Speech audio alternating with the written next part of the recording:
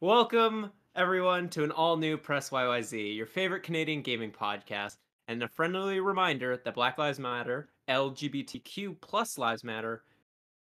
You can watch the show weekly on youtube.com/PressYYZ or live on twitch.tv/PressYYZ every Wednesday at 8 p.m. Eastern, or listen to it on your own time on any of the podcast services like iTunes, Google Podcasts, Spotify, or more.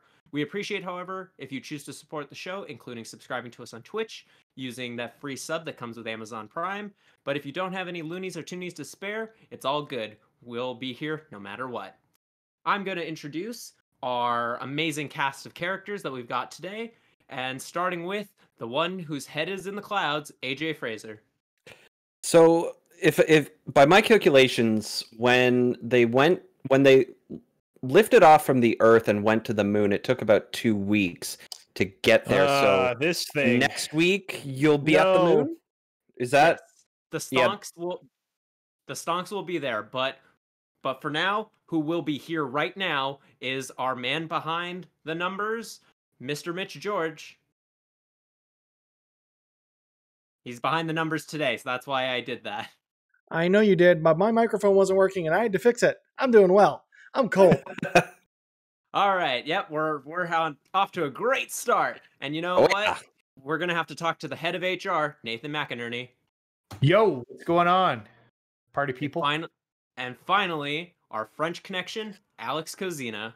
You know, apropos of nothing, my mother actually started talking to me about stocks the other day, like completely unprompted and no relationship with all the stuff that's currently going on with GameStop. And I was just, the entire time, I was just like, Mom, thank you. I appreciate it. You make a good point. You got to invest if you want to make money. But I can't right now. I just can't. I think she's trying to hint that if you invested, you might get to move out. I mean, I don't think that's true, Mitch. It is true that if I do invest, I'll make a lot of money, but she's never going to let me move out. You have to understand. Okay, that's good to know. So you're telling me I will see your mom, Cozy, on the moon, me, Alex Ballant, the film baby, who's maybe a film man now? I'm not sure. Either way, how is everyone doing today? I mean, for the record, my mom kept her maiden name. She doesn't have Kozina in her name, so you'll have to take another guess. You have 2 remaining guesses left. Okay, I'm not going to embarrass myself, but either way, how are you guys doing today? How's it going? I'm doing all right. We're doing better than SpaceX is doing, getting people into space at the moment. But you know, that's how you learn. Well, one day they'll finally figure it out. But until then, what we have right now are video games. And hell yeah. There's a very specific video game that I would like to talk about because we mentioned it last week as the PlayStation Plus free game for the month of February, Destruction All-Stars. It's actually for 2 months. Oh, 2 months. Right. You are right. So if you haven't redeemed it already, definitely go do that. But everybody who owns a PS5 and who has dabbled with it, what are your thoughts on Destruction All-Stars? I downloaded it. I did not play it, so I leave the conversation to you guys. I can see why it was delayed. Because it's still not done and it's out in the public. Yeah. I played a few matches this morning. It's pretty rough. Multiplayer's fine. There's some lag issues, whatever, but it's the offline stuff for me that is just lacking. There's arcade mode and challenge mode. Challenge mode, you get access to one character's challenge mode for free. And only one other one is there and appears to be paid DLC. So what's up with that? Yeah, I've got some pretty spicy hot takes, but I'll let you, Nathan, go first with the positivity first. So I've only played the multiplayer for the game at this point. I haven't tried any of the single player stuff. I actually came in second on one of the matches earlier today, so I thought I did pretty well with it. I'm starting to get a hold of the controls. It's fun. It's mindless fun. There's not a lot to it. You ram up or down and you build your character's meters up and maybe use them. It's very not hard to learn, probably not hard to master. It's also a great use of the DualSense. I very much disagree. I think it is a very poor use of the DualSense in a lot of ways. For one, there's points when I was playing today that controller is loud as fuck. It is just like the motor inside the triggers is just going constantly, and it was Headphones. loud as hell.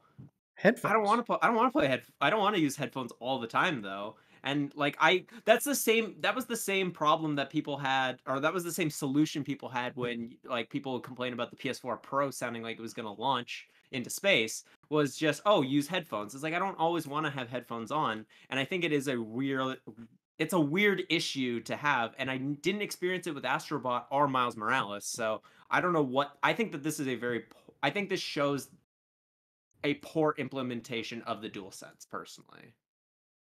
But we can agree to disagree, of course. I like the way it felt with the triggers when you turn, like when you steer reverse. Power slide, yeah. Yeah, I like the reverse because it kicks in when you're slowing down. It clicks again when you're clicking into reverse. I thought that was really neat. Mm-hmm. It doesn't control great when you're not in a car, which I struggled with mightily. I think if I'm gonna play more of this, and I want to play more of this, I want to give this a fair shake. I want to honestly, and I've only played multiplayer with other people, which is a bit of a rarity for me in most of my gaming, but for the last year, it's been kind of the only way I socialize. I think. Sorry, go ahead, Mitch. No, go for it. I was going to say my biggest issue with it is the fact that everybody's mics are automatically turned on. Yes, I was going to bring that. 16 random people. That's an issue. Yeah, there's no way. I couldn't find a way to mute people either. You can mute all once you're into the game, but it is still a drag that is the case. That there's no like. And I feel like the developer is going to be receptive to any criticisms people have, because this is obviously going to be a work in progress. Like I said, I agree with that. There's only 2 characters, quote unquote, single player modes in the game, and they look to be behind a paywall, which is not great. I think what this game needs is some sort of progression, some sort of battle pass. Yeah, I'm surprised there is no battle pass. Yeah, that would have been, and I'm sure these are kinds of things they're thinking about in their road mapping, but needed to get this out the door probably for contractual reasons. Yeah. Side note, I don't know what happened with the PlayStation 5's microphone this generation. So the other day, I got to the end of NAC on hard mode. I'm not segueing into NAC. I'm going to let you guys talk about Destruction All-Stars a little bit more. But beat the game, got the trophy for beating the game on hard, and I audibly gasped and went, oh, wow, because I wasn't expecting the boss fight to be over that quick. Uploaded the video to Twitter, and you can audibly hear me say, oh, wow, in the Twitter video. And I'm like, yeah, I did not. I mean, it's at least it's nothing like embarrassing or, inflammatory or whatever, but I did not want that to be uploaded. I've definitely had that happen on the PS4 because my mic would always be on from my camera with the VR hooked up. So it would pick that up on PS4 clips that I post, and it's done it for PS5 stuff.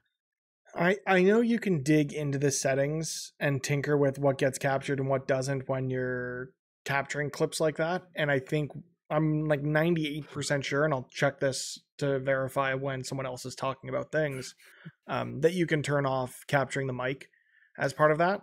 And what I've also done, because it's stupid that the mic is on by default, is you can go into your user settings and tell it to disable the mic when you log into a specific user. So cases like that, Cozy, where you didn't expect it to capture, would not capture if you just tinkered in the settings a little bit. It's a drag. It's a couple extra steps, and they probably should have thought this through, of part of the onboarding process to the PS5 being, hey, do you want your mic on all the time? And then maybe we wouldn't have as many girlfriends yelling at their boyfriends playing Destruction All-Stars in our ears very loud. It's a new feature kind of that they added with, because there's the microphone in the controller, right? Yeah. So it's a new feature that they added that they want everybody to see because it's supposed to be good, but it's like they learned nothing from Kinect. Or like nothing Xbox at all. Live, or even the early any days of that. PSN. It's like, but even still, you can't necessarily find a perfect solution for that sort of thing, because yes, Cozy, in that moment, you probably didn't exactly want or expect your microphone to work. But what about those times where maybe you do? Right? Yeah. Do you have to go all the way down into the settings and say, I'm going to do this thing, so I'm going to turn it on now and then come back out? Like, there should be a quicker, a better toggle or something. There is a button on the controller to physically mute the mic. Yeah. Right. I think that's doable. Ideally, like I'm saying there's a button on the controller. No, to I'm mute the saying, right. yeah, that's doable. yeah, Okay. ideally you should be able to separate your voice chat, like your voice from the clips. Yeah. It'd be nice if there was a button you could click when you're getting to the clip and just strip your voice off of it. It should put your voice audio on a different track, and you'd be able to. I'm sure it is on a Yeah. different track. Honestly, they're just not like that. That would be too much detail to give users. I understand why they didn't. PS5 can handle it. It's not Well, that the PS5 is can't handling. handle It's not that it but can handle it. yeah. It's from a user interface perspective. But just Like put we it in get for it the because people we who are all tweaking. do audio. I mean, we all do audio. We tweak, right? So Yeah. it's not like what was I going to say? That's something more for heavier users like us, not for Jim Bob, whose wife is yelling at him to take out the garbage while he's playing Destruction All Stars. But Yeah. don't put it in for Jim Bob. Put it in for us, and they just never have to touch it. Yeah. It's definitely like it would be cool if they expanded their like, content creation stuff because they did emphasize it quite a bit at the build like the lead up to PS5, especially with having the microphone in the controller, but that's all stuff that could easily come later on, just like people's birthdays, which someone had a birthday over the last weekend, and I would like to extend a very, even though I said it on your birthday, happy belated birthday, Mitch. You are now 1 year closer to a midlife crisis. Happy One day birthday, I will Mitch. Stop join saying you. that. Also, as my wife has been saying all week, I'm now 29. Oh, Yes, that's a good way to put That's it. definitely better. I appreciate it, and I appreciate everyone who came out, had fun. The reason I'm hairless, well, not hairless, it's starting to come in. I got the shadow going. We hit my initial goal of raising $1,000 for Food Banks Canada In less about than 30 minutes? in less than 30 minutes into the stream. So I immediately bit into an onion, which that clip is out there somewhere. And I now owe 3 streams, 1 for Demon Souls, 1 for Ring Fit Adventure, and 1 for Resident Evil 7. By the end of the night, everyone was in there having a good time. Thank you, Alex, for hopping in and playing some Gears with me. Because that was great. Sorry, I'm getting distracted. I want to get back. I want to play more Gears, whether it be Horde mode, because I know AJ, you hopped in there with us. We did that a bit. Yep, or if it's that was fun. That was a blast. More Horde mode, or if it's just finishing off that campaign, because I've played the first 3 and I've never played 4 and 5, so I'm looking forward to seeing how this game finishes. And then at the end, 12 hours is a long time to be on camera. Oh yeah. So I was very grateful in that last half to have you guys for Gears and to have everyone who was around to hop in, and we played Jackbox. I think we played Among Us. I don't remember. I think we did. That might have been after the stream. I left after that. Before. I left before you guys did that. And then I left after Jackbox, so. Yeah, and then I think 5 minutes before the stream was set to end, we were about $50 away, and my wife, who didn't want me to shave, Your wife. put us over the top. My wife. We got to that $2,000, and I was very grateful to everybody who was able to come in, donate, hang out, have a good time. And then I shaved my face on camera. Yeah, our good friend Ant Gore, who is currently not in the chat because he's a big jerk, owes me $5. I am. Yeah. I'm calling him out. He deserves it. He's like my one Stadia friend, but you know what? Love you, Ant. We're now, Stadia friends. This is true, but he actually plays. How often have you played? I played Stadia recently. Yesterday. Oh wow! Okay. Well, yeah. Get called out, AJ. How jeez! Ouch! AJ. Ouch! Ouch! I was playing some more WWE yesterday. Yeah, and Ant was making excuses that he couldn't donate, so I tossed $5 extra bucks on top of my 20 his way for Food Banks Canada. So it's a good cause. I was glad we were able to do it. So yeah, that's why I'm still a little hoarse. I'm still catching up from the weekend, honestly. Yeah, very, very proud of what you did, Mitch. I can definitely say that, and for sure. Speaking, you mentioned it a little bit. Not everybody, goes out of their way to stream 12 hours on their birthday, which is a day that should be to yourself a day where you kind of rest. So kudos to you for working up the energy there. I mean, I couldn't even do it if I tried. I mean, I said this last week we couldn't do anything for my birthday anyway, so why not put that time and effort and energy towards a good cause? Yeah, Yeah, yeah, for that's sure. fair. Yeah. And you mentioned it a little bit, but I did want to go into a little bit more onto Gears 5 because I had a very interesting experience with that game myself. Because for those who might not be aware, Gears 5 is 3-player co op, but It is. the third player plays as a robot named either Jack or Dave. And it was Oh. weird. Yeah, you That's volunteered for that role, so that's that a was on little- you. Well, That's the I've little already brother played the game. controller. Yeah. Yeah, It's the it little really brother is. controller. It really is because you get to float around, you can turn invisible, and most of the enemies don't really start shooting at you until you get really close to them. But I've already played the game, and so I know how good Gears 5 is, so I wanted you and TJ, who we played with, to kind of get to play the traditional version of Gears 5. So for me personally, it was actually really cool getting to play this kind of different version of this game that is just kind of hidden in the base version of the game. And really, anybody who played Gears 5 when it first came out or like at all since, try it again as Jack, because it really is like play like the first act as Jack, and it's really interesting, I will say. Very much recommend it, at least like maybe not the full game, but like at least a little bit. Yeah, I think when we get back to it, I'm saying when, not if, because we're gonna get back to Gears 5. We'll Absolutely. trade out the role of Jack / Dave throughout the experience, just so everyone gets a chance to, shoot a bunch of bad guys as well as find a bunch of random loot and ammo and guns and things on the ground and deliver them to your compatriots. It's so funny to hear about Jax's existence in Gears of War, because I feel like asymmetrical multiplayer games where you have a bunch of people that get together to cooperatively solve some sort of issue, but each person occupies a very different role. Each person, has very different functionalities available to them. I feel like that was such a thing that you saw in gaming in like the early 2010s, like particularly during the era of the Wii U, where the controllers necessitated that people would have to do different things. So kind of neat to discover that this game from 2006 had that. Yeah, definitely. Yeah, Jack's a very interesting character for sure. Just like Jack from Jak and Daxter, which Cozy you have been playing. Yeah, apparently As of somebody here recently. forgot that somebody else had a birthday this past week. Who is that? I don't. I apologize. Happy belated birthday, Cozy. Oh, thank you. I'm very, it's I mean, to very be fair, happy. you introduced Mitch's birthday by saying somebody had a birthday on the weekend, and my birthday was not on the weekend, so it's totally justified that you didn't bring up my birthday there. But in any case, yeah, I had a birthday on Monday, and I was like, you know what? I want to do something that's just sort of pleasurable and relaxing and, not super hard. Maybe I can find some game that I haven't platinumed yet.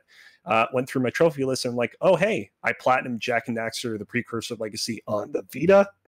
I platinumed it on the PlayStation 3. I 100%ed it on the PlayStation 2 back in the day, but I've not played the PlayStation 4 version of the game. So downloaded it, played through half of it on my birthday, and platinumed it just before we started this stream tonight. And yeah, that game is great. For those of you who have never played it, it is a platformer very similar in tone and also like gameplay and overall the kind of structure of the world to something like Super Mario 64.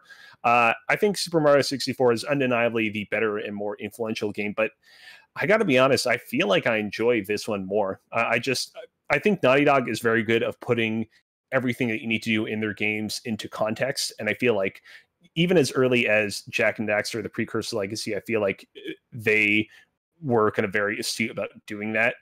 I feel like, just as like a simple example of this, in Jak and Daxter, you have to collect these things called power cells, which are the equivalent of stars. And in every level of the game, you can collect these 7 like robotic beetles that basically were sent out to go and search for additional power cells. And basically, when you collect all 7 of them, you get yourself a new power cell. I feel like we've seen that sort of thing play out in so many other platformers where it's like, hey, collect 7 of these super collectibles in this level, and you can get this ultra collectible thing. But there's no real kind of narrative wrapping around it explaining why any of this is a thing. And so just those small little narrative touches, I feel, really go a long way. So yeah, Jak and Daxter is pretty good. Yeah, that's wonderful to hear. I I do, but before we move on, I actually do have a question for the group, though. Does anybody here have experience with the Jack and Daxter games past the Precursor Legacy? No. I've never played a Jack and Daxter game. Oh, really? You're the PlayStation guy and you haven't played a Jack and Daxter game?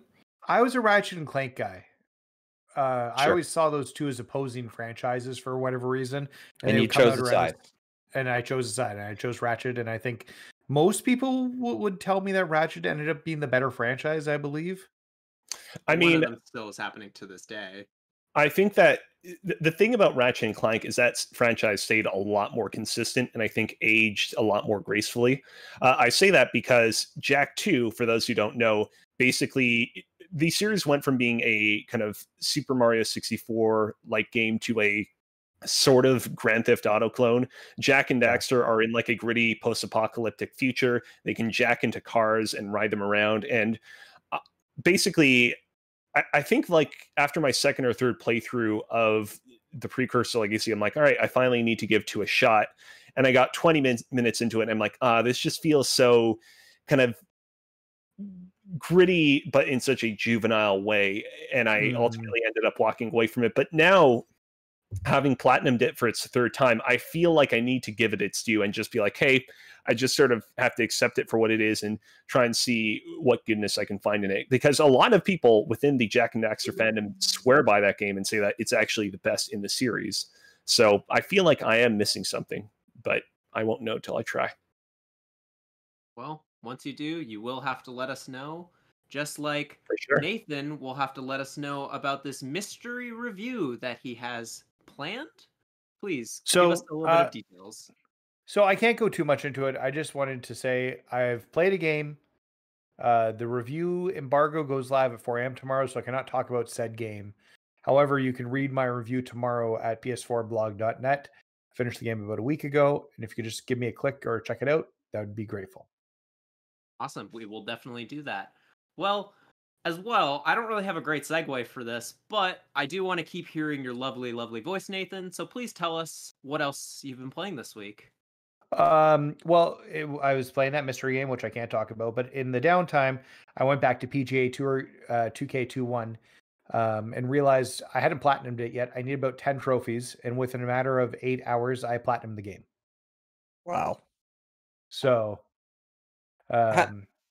how common are platinums in sports titles? Like I know, like, so people that I know who play sports games will just get the game to just kind of like play with their friends, play the sport with their friends. But a lot of them don't necessarily go all the way to, I don't know, get a platinum for it or anything like that. Like, are they attainable? Like clearly this one was, but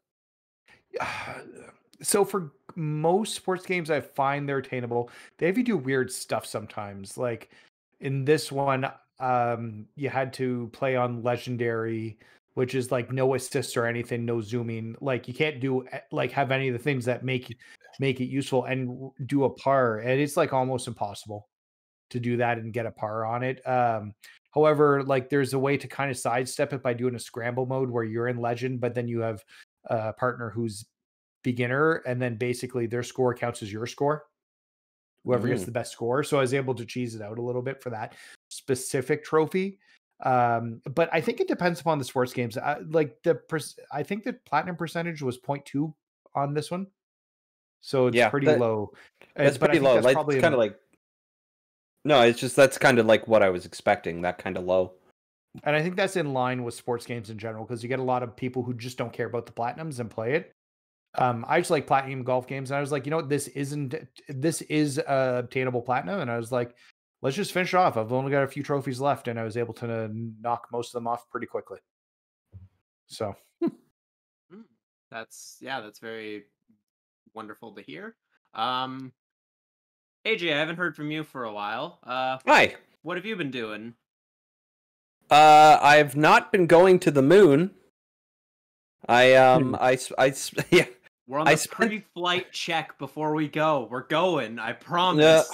I do honestly. I do not have a ticket. I do not have a ticket.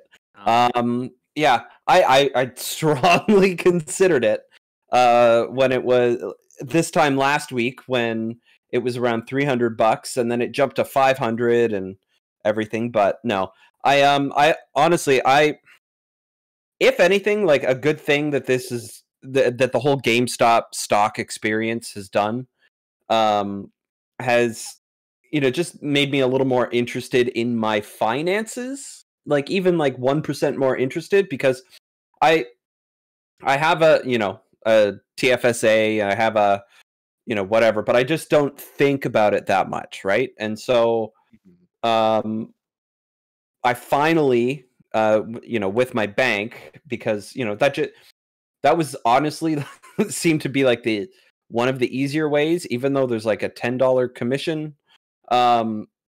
They just opened up like a direct investing account, and what I ended up doing, because I saw they were kind of on the uptick, and it holds a special place in my heart, because it's how I met all of you guys.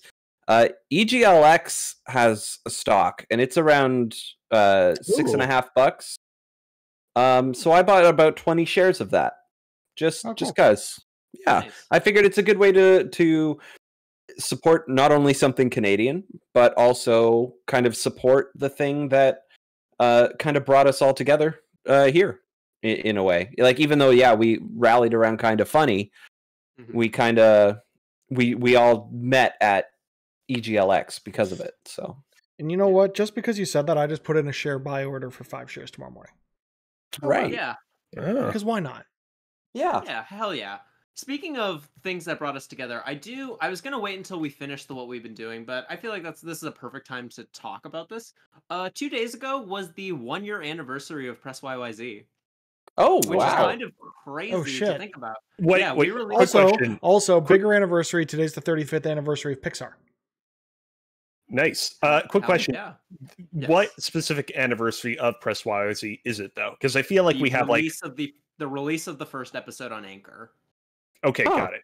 Because I feel like there are like 5 anniversaries, and I just wanted to be sure of which one. Yeah. Did we have a name at that point?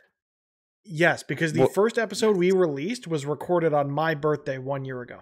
Yeah. And I don't think we knew it was your birthday until after. You did not. I did not want to make our first episode about me. And what did I do? I just talked for 2 hours, so I made it mostly about me. It's fine. Happy birthday. You now have a podcast. Self-five. So yeah, just wanted to throw that out there because I think that's really, really cool. And we've talked about this before, but I can say that like Press YYZ has always been such a highlight of my week every single week that I've been on, and I'm so proud of what we've done so far and so excited to see where we go from here. So hell yeah, guys. Hell yeah. Hell yeah. We did it. We did it, Reddit. We did it. We did something Reddit couldn't do. Host a podcast for 365 days. To the moon. Bullshit's not happening. You guys know it. Well, it's not about money. It's about sending a message. Just like when you stream, you send a message to hundreds of people. And AJ, you've been streaming Melee?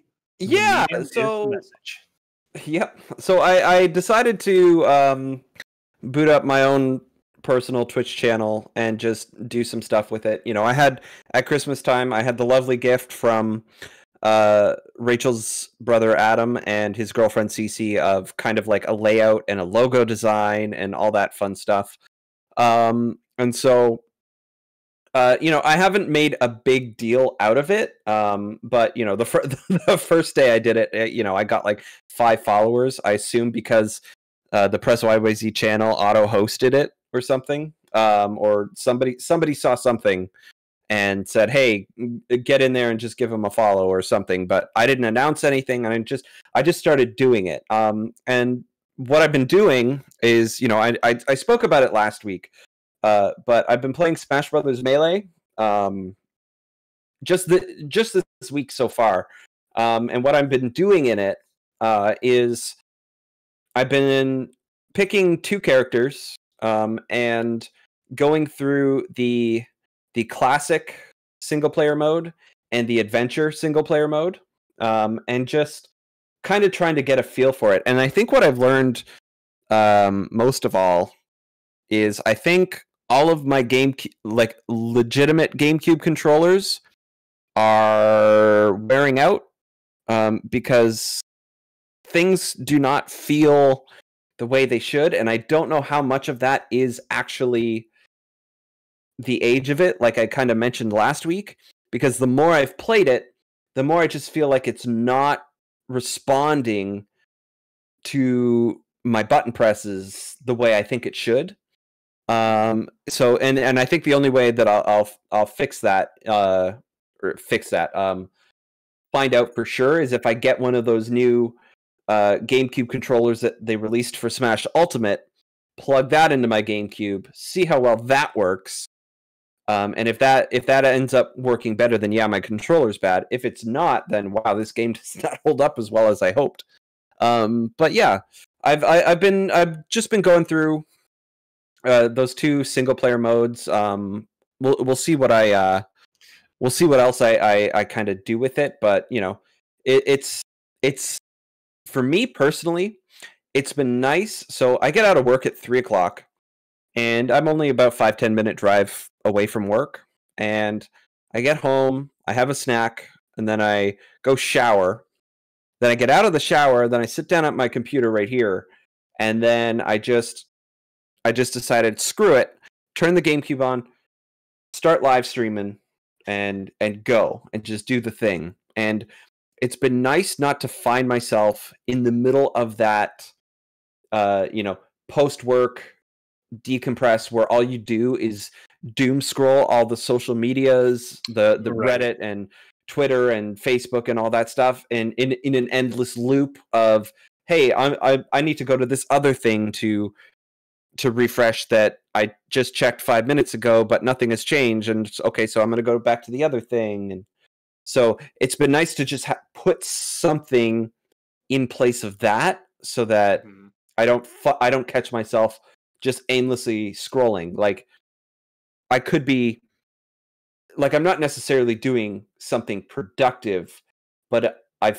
found it to be a nice relief, even though I'm trash at the game and it's frustrating as all hell, which you can see on my Twitch channel, twitch.tv/TimesHero, capital T, capital H.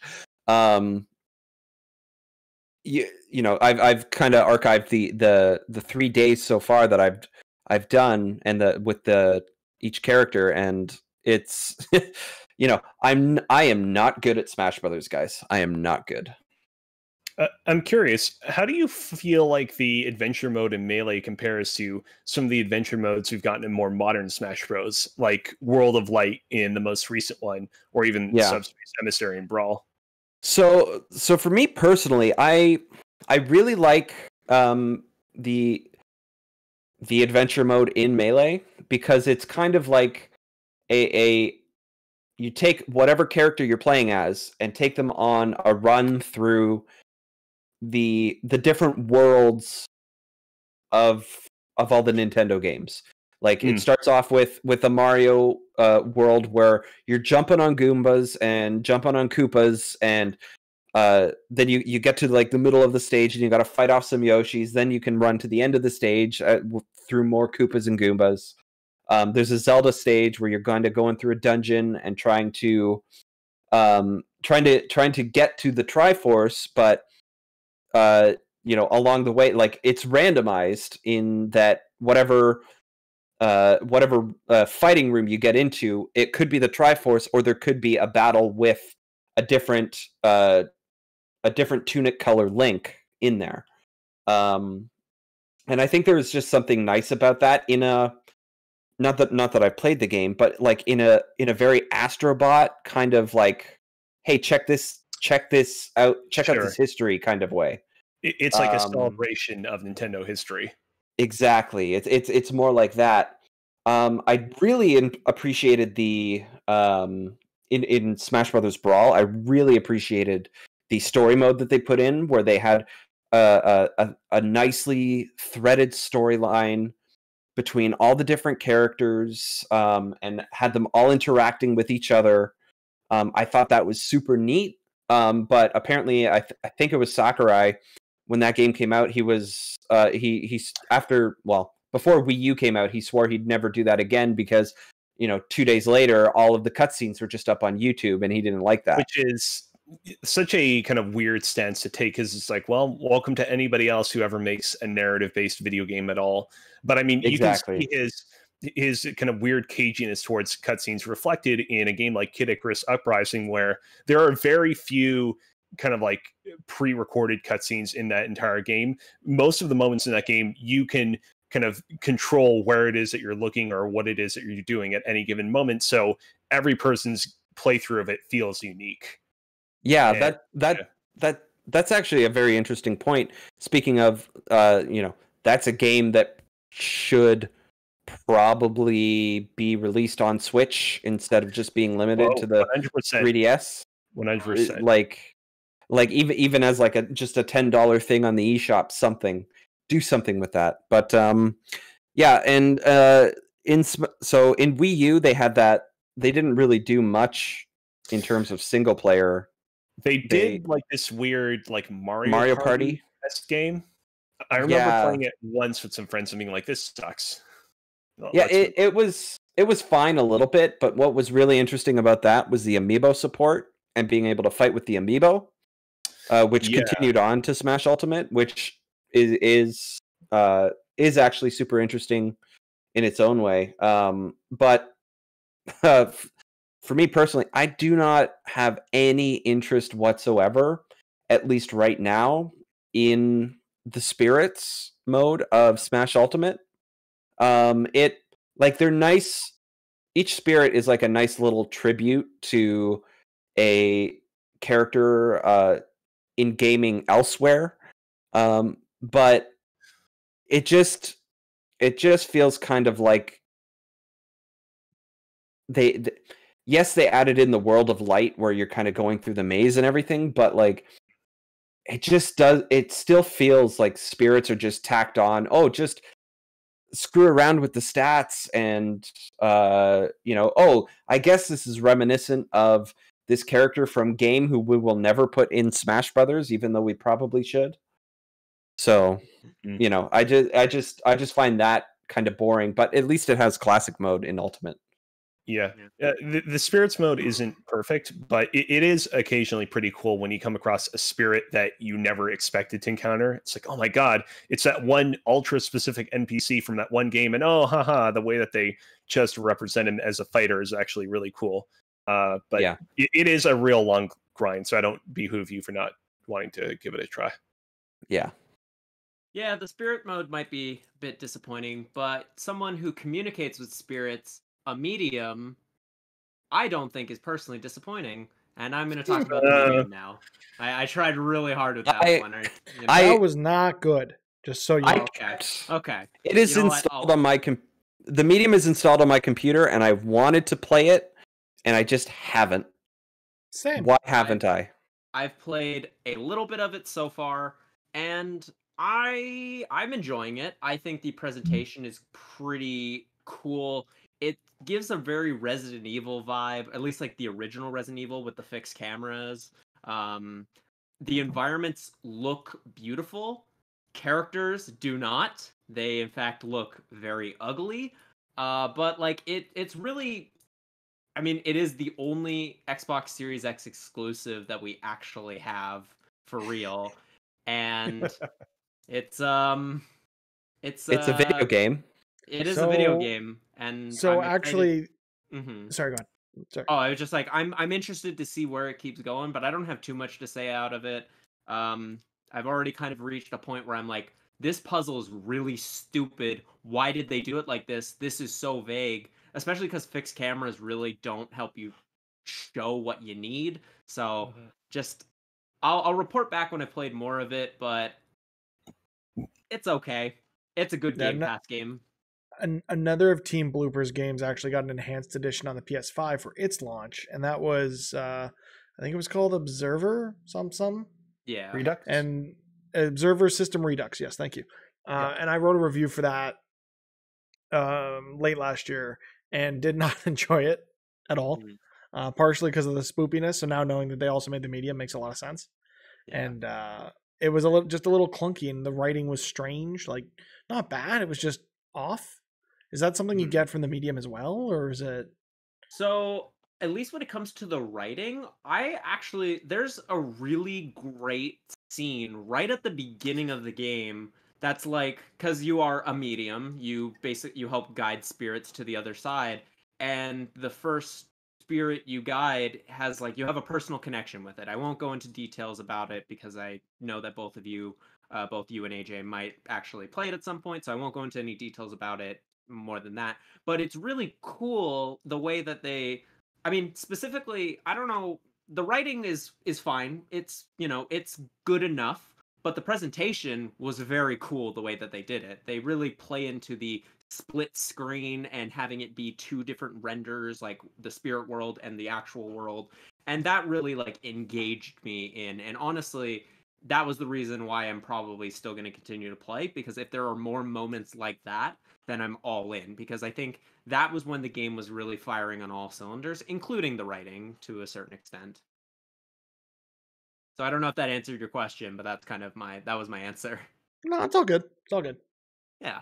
I'm very bad at my segues, so I'm not even going to try. Mitch, you've been playing Madden. Why? Hell yeah. Why not? It's Super Bowl season, baby. There was a free weekend where you could play it on any platform. I actually tried to play it on Stadia, and it didn't work. It crashed on me more than once. Oh, so if you're looking to play Madden on Stadia, maybe wait a bit. I don't know. It's almost like Stadia is crashing as a whole. It's not. But a group of us in the Press YYZ Discord, invite.gg/Press YYZ, decided to grab the game because it was also on sale, and we've started a connected franchise. And this is actually something I want to do with future sports games. And Nathan, you're going to be interested in the next one. I think we're going to do the same with the show when that launches in a couple months, where basically it is a franchise mode that you play online with your friends. So we all picked a team, and we've been playing week by week. The game graciously has like a just play the fun bits mode of, okay, I've got my game this week, and it's just going to jump to, I've got a red zone possession. I need to stop them on fourth down. They're trying an onside kick. I have to recover it, that sort of thing.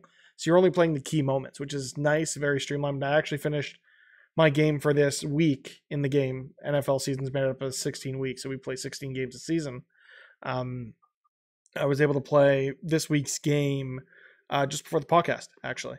And of course, I'm repping my Ravens, as unfortunate as it is that they got knocked out before the Super Bowl. And I'm having a blast with it, honestly. I haven't played a Madden game in, God, probably 10 years. And it's a lot of fun, especially having friends to play with. Again, this has been the year of Mitch, who doesn't play multiplayer games, almost only playing multiplayer games. It's been strange. And Nathan, like I said, if you're at all interested in MLB The Show 21 when that drops, we're thinking of doing the exact same thing there. If we can get enough people interested over on that there Discord, you're more than welcome to join us for some baseball sports. See, I'm not usually a baseball guy. If I do, it's more like Super Mega Baseball. Oh, okay. It's the sim aspect that I'm not great at. I tried the show many years ago, and it didn't quite click with me. That's unfortunate. Well, yeah. Again, invitation is open to anyone here or in our Discord or in our community that MLB The Show, maybe the next one we jump into as a group if there's sports that want to be played. So go sports. Go sports. I might have been a little snarky there, but I'm very glad that you are enjoying Madden. I feel like I'm going to have an unfair advantage in our topic of the show this week, and I have a sneaking suspicion that's not going to play in my favor. Oh no, I've got some real ringers. I'm very excited. I'm very excited about that. But before we get there, we have to talk about the king of video games, just in general. I saved the best for last. Cozy, you mentioned it earlier.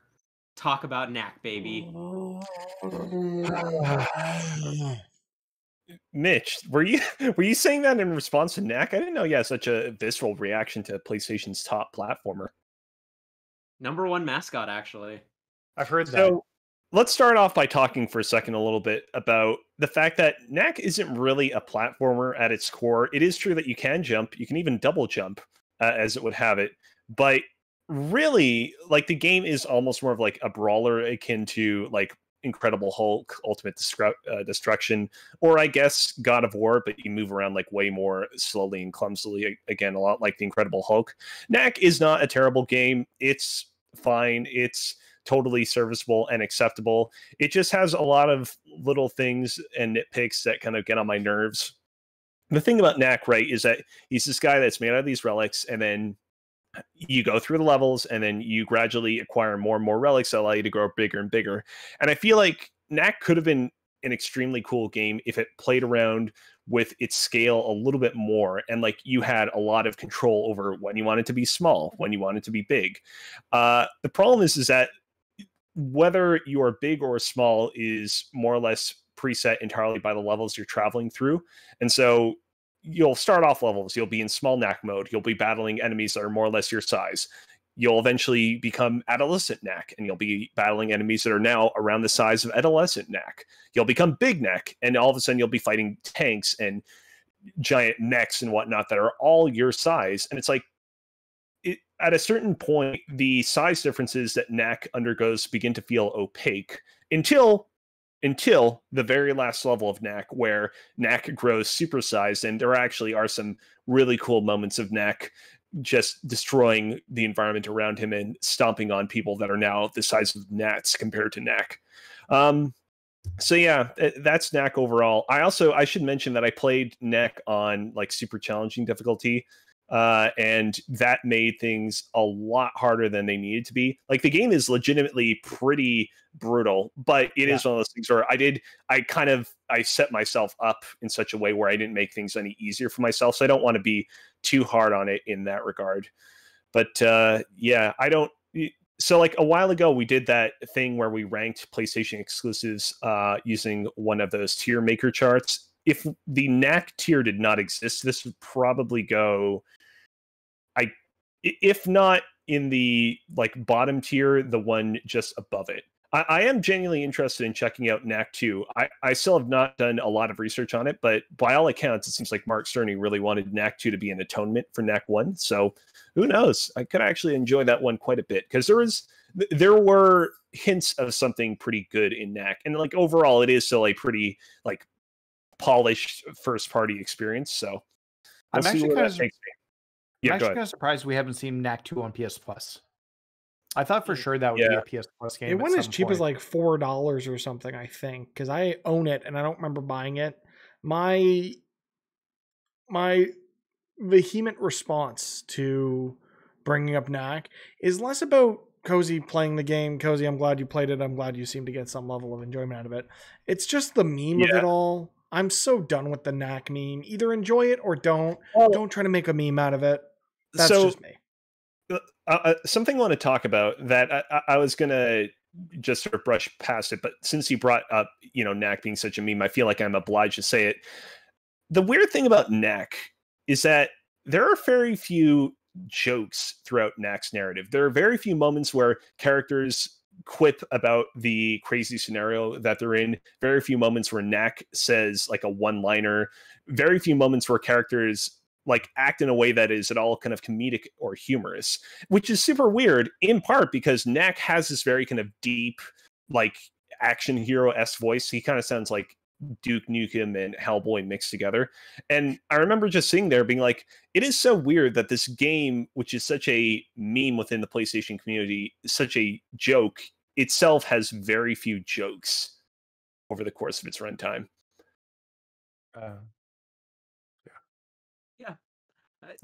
I get the sense that Nathan sounds a little bit dejected here. I don't think that Knack isn't a terrible game. It's just like, a weird game. Knack's a solid 6 or 7. It's not a great game, but I think people make it out to be the worst game. I don't think they've played it when they say that they think it's the worst game. No. In a lot of cases. There's definitely that's probably where the meme came from, with everyone kind of talking about it so negatively, when it's like, it's not bad, it's just fine. I am curious. Yeah. Oh, go ahead. No, I was gonna say it's the definition of fine. Yeah, for sure. I am curious. I'm assuming you did play it on PS5, right? Yes, I did. How did it run on PS5? Because I remember Digital Foundry really did like a kind of a big like with their backwards compatibility stuff before the PS5 came out. They talked about how Knack ran surprisingly really well on it. So I just wanted to sort of get like your firsthand experience with it. Yeah, it ran quite well. There were a few moments towards the end of the game where I experienced a bit of slowdown when Knack was sort of collecting all of his various orbs and artifacts and incorporating them into his body, even when I was playing the game on performance mode, because the game allows you to play it on performance or resolution mode when you first boot it up. But other than that, yeah, it was pretty like a silky smooth experience in that regard. Cool. That is good to hear. Yeah, apparently so Digital Foundry says really good things about that. I'm just looking up right now. Yeah, they were very high on both Knack and Knack 2, specifically from performance and visual fidelity. Yeah. Before you segue, can I just say one thing that I forgot to put on the list? Of course. Yeah. This weekend was the Royal Rumble, and it was cool, and Edge won. Spoiler, sorry. But the biggest thing was that Christian came back, and they're both Orangeville, Ontario boys. And Christian's my hero. And I just want to say, good for them for wrestling after 7 years and being told they'd never be able to wrestle again ever due to their injuries, and them showing back up. Okay, this is going to be Inside Baseball, and anyone who is into wrestling, who is not into wrestling, is not going to care. Which belt do you think he's going to challenge for at Mania? I thought it was going to be Drew. The rumor is it's going to be Roman Reigns. Oh, I don't want it to be Roman. I know. I can see it. Sorry, go ahead. He's going to be on NXT tonight. I saw that, which I think is them trying to tease, what belt's it going to be, where he'll be on all the shows. An ENC Reigns Uso match, one can only dream, right? Yeah, you know what? Give him a tag run leading up to Mania.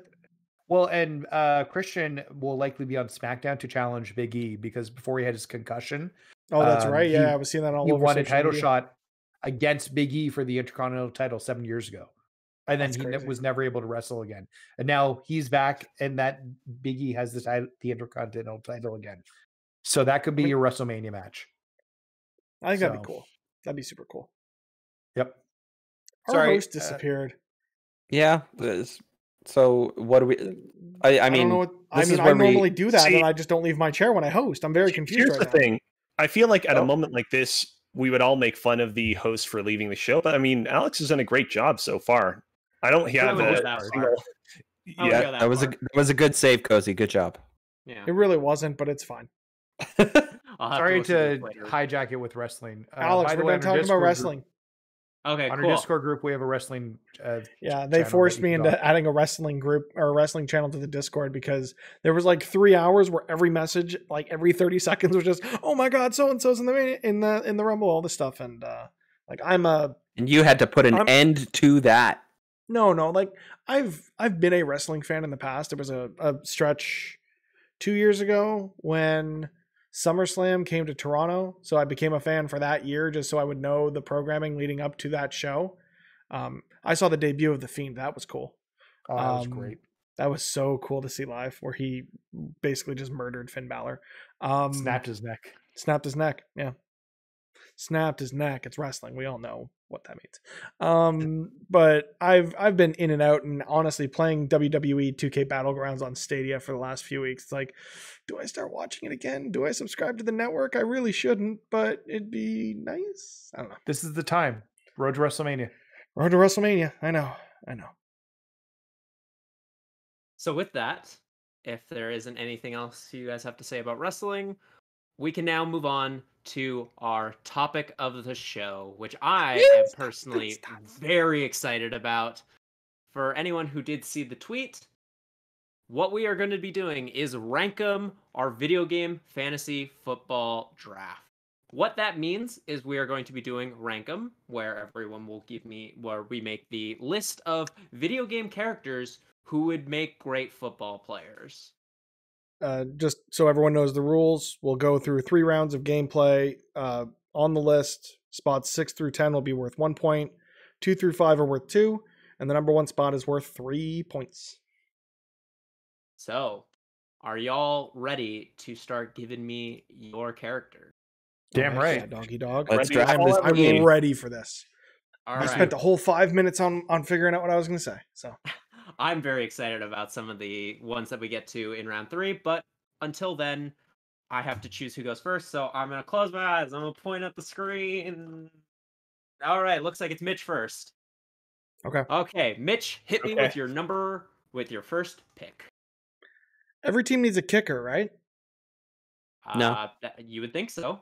It's hand Every egg. team every team needs a kicker, whether it be on punts, whether it be on point afters, whether it be on field goal attempts. You want someone who's got power behind their kick. And that's why Chun-Li needs to be on our list of best video game characters that would make good football players. Because the kicker doesn't need to be oversized. You don't need to be this big, buff, brawny kind of like beefcake of a guy to play football. There was actually recently in college football, there was the first female kicker. So it's not that it's unprecedented. And I think better representation on this list is only a good thing. And I think Chun-Li, with the way she can kick in those Street Fighter games, should make a great kicker in the NFL. So Chun-Li, kicker. Oh yeah, you know what? You weren't expecting that one. No, I can't say I was, or I can't say I definitely wasn't expecting it. But your argument is very solid, and even if it wasn't number 1, I think that this is going to be a tough one to beat. But for right now, because there is nothing on the list, it will be number 1. Chun-Li is number 1. I'll take it. Do you want me to fill out the sheet for you so you can do the other stuff? Yes, please. That would be wonderful. Okay, so now, do I want to do the convoluted eye thing? No, I'm just going to do the first person I looked at, which was AJ. AJ, give me your first pick, please. Okay, so when choosing a video game character to draft a kind of like a football team or something like that, you do need to kind of have roots in the real world a little bit. The character I'm going to choose comes from the Metal Gear franchise, but not just any Metal Gear game. Metal Gear Rising. The character I've chosen is Senator Armstrong. Now, you might be asking, how could this Senator Armstrong be rooted into the real world at all? I'm going to read a brief description of a speech that he gives in the game for a moment. And if you are a football fan, maybe you will understand. Here it goes. Fuck this 24/7 internet spew of trivia and celebrity bullshit. Fuck American pride. Fuck the media. Fuck all of it. America is diseased, rotten to the core. There's no saving it. We need to pull it out by the roots. Wipe the slate clean. Burn it down. And from the ashes, a new America will be born. Evolved, but untamed. The weak will be purged, and the strongest will thrive. Free to live as they see fit. They will make America great again. Guys, this game came out in 2013. That is... Wow. That is my choice. Can I ask a Senator question? Armstrong. Question Hi. from I have questions too, but I will let you go first, Mitch. How is that at all related to football? Have you seen Senator Armstrong? Have you seen Senator Armstrong? He is a big buff motherfucker. Also, who's the player who has the Trump hat in his locker? Wait, we probably shouldn't talk about players being Trump supporters. AJ, hold on a second. Doesn't he specifically state at one point that he plays college ball?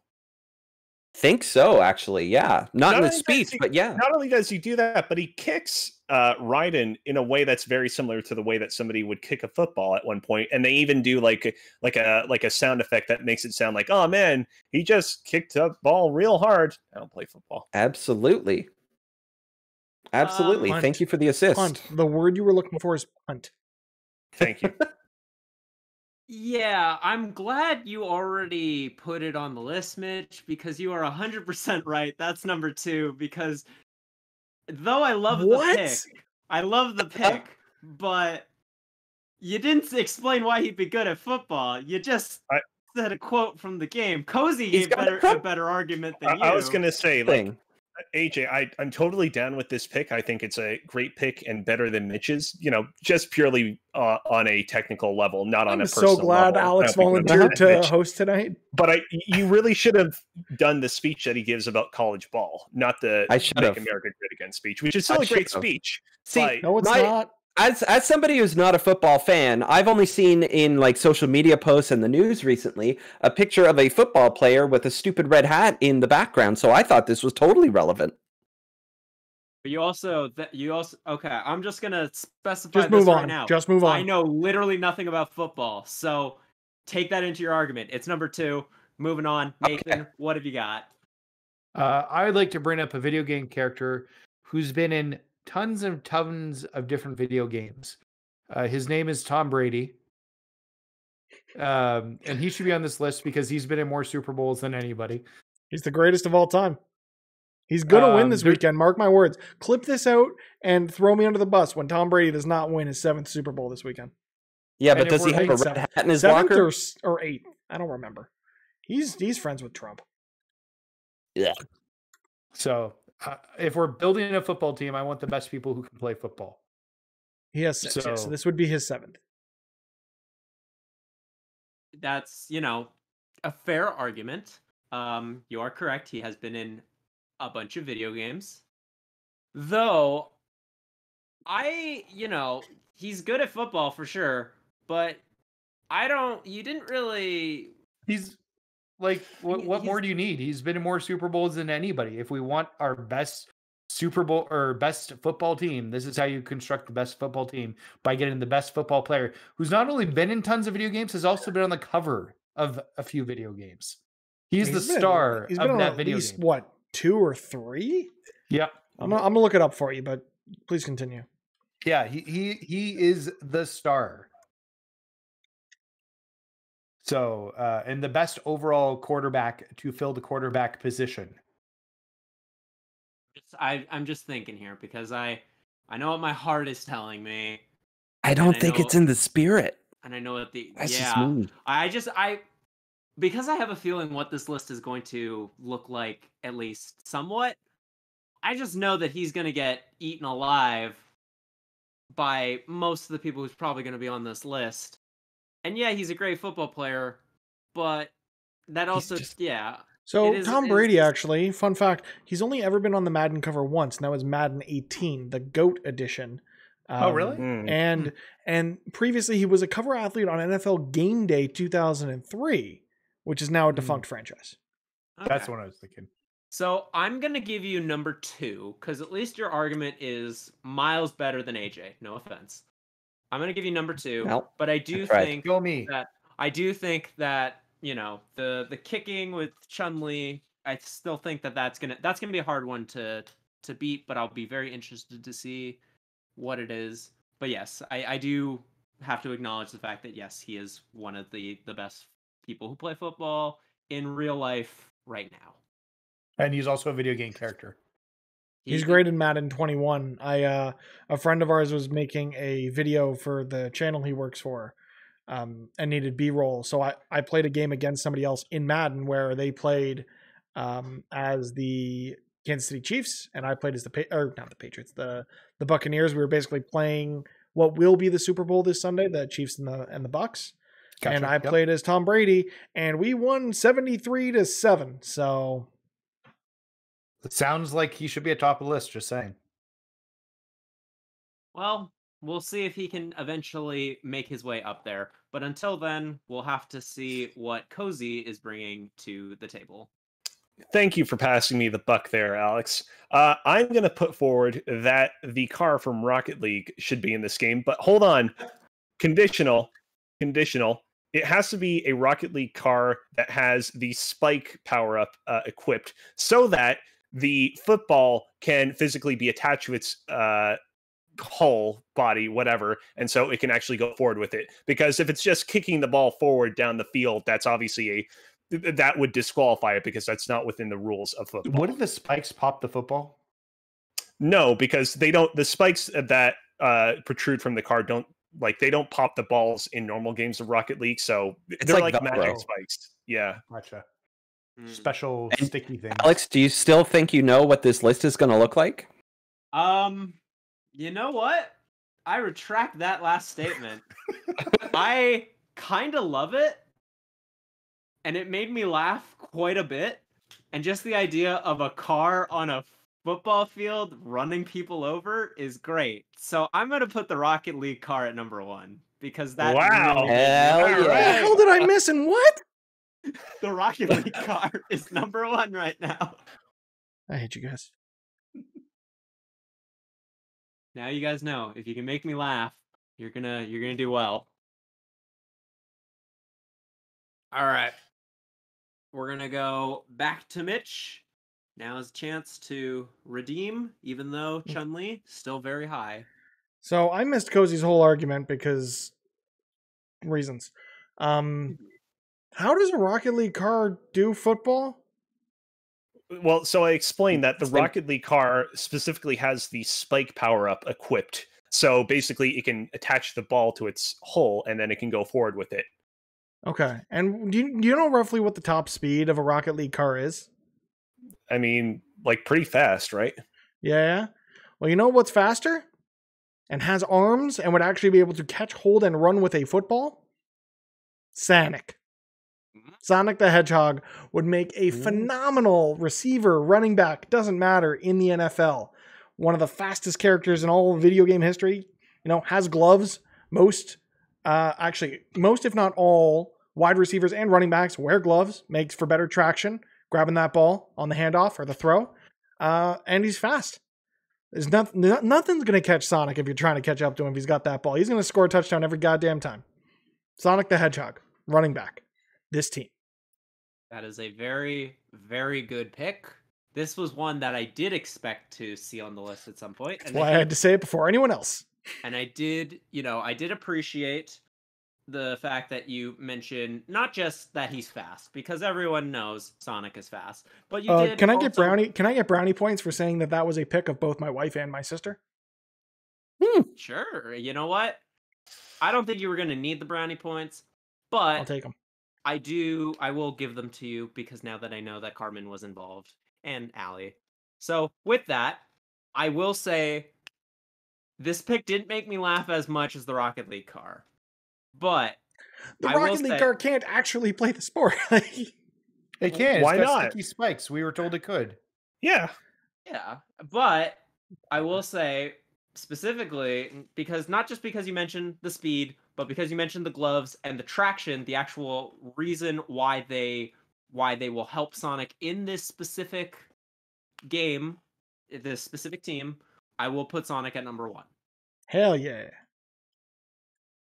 Because that is a very good point. Because yeah, my biggest thing was with Sonic, because this is one that I definitely had, is if you brought up either the fact that he has shoes or he's got the gloves, and not just the fact that he's fast. Because it's not just him being fast. He needs to be able to. Yeah, the traction's important.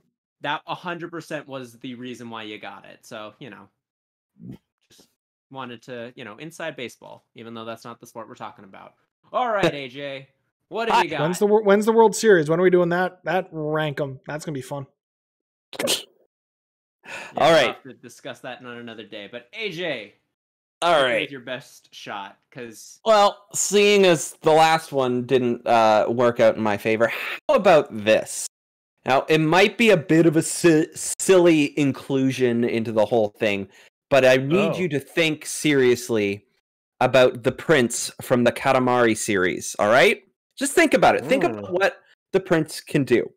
The use of the Katamari, the prince can bunch anything up and anything and everything he comes across. That defense, it's gone. It's out of the way, onto the sidelines. It's gone so that the Rocket League car can just hit the boost and go right in for the touchdown.